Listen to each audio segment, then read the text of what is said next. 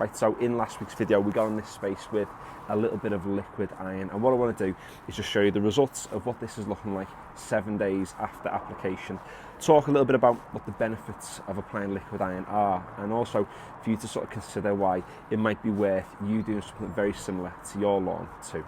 So the issue we did have on this lawn was the fact that on this side of the lawn there was a little bit of disease, and if you actually come round to it now, those diseased areas haven't exactly recovered, but the iron wasn't there to actually get them to bounce back within a matter of days.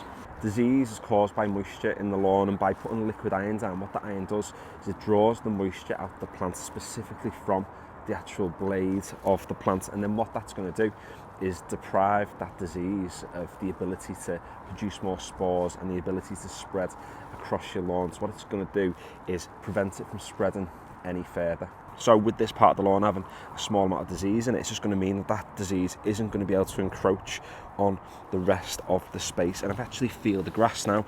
You actually feel there's a proper dryness to it. Even on my hand you can see there's really not that much moisture, and the iron is a big factor in that. What else is also a big factor is the fact that where this lawn is, and you can see we've got a field down at the bottom, the wind whips up from that field, and again that helps to dry the lawn out. So you know, the mixture of putting the iron down, having the wind, having nature doing its thing, helps to prevent a lot of disease from developing on this space.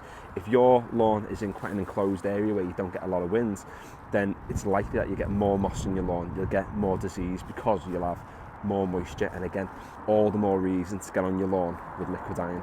The other main benefit as well is the colour of your lawn. So iron's going to enhance the pigment of the space, it's going to turn it a darker shade of green, and that just means it's going to be more aesthetically pleasing, but also as well, when you cut your lawn, you're going to get much more defined stripes.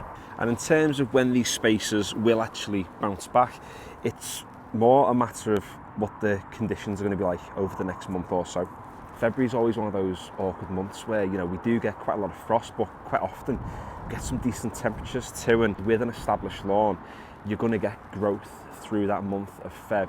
You know, how much growth you're going to get will obviously depend on sort of how many warm spells we have and how long they last. If you do get sort of into the middle to late March and you still have some patches in your lawn where it has been damaged by a disease, then that's when you can start to sort of consider overseed, and whether you're going to overseed the entire space or whether there are certain patches that you need to overseed. But it's best to wait until late March into April, even possibly into May, because the conditions are much more favourable for seed to grow. You know, seed needs, they say, what is it, 7 degrees? You know, the soil temperature to be sort of on average for that seed to be able to germinate and grow into a new plant. It's, you know, it's obviously lower for the existing grass plants that we have here now, but where that damage is done, overseeding can definitely help. And the earlier you can get on with the iron and stop the disease from spreading, the healthier your lawn's going to be, and the less spaces you'll need to actually repair.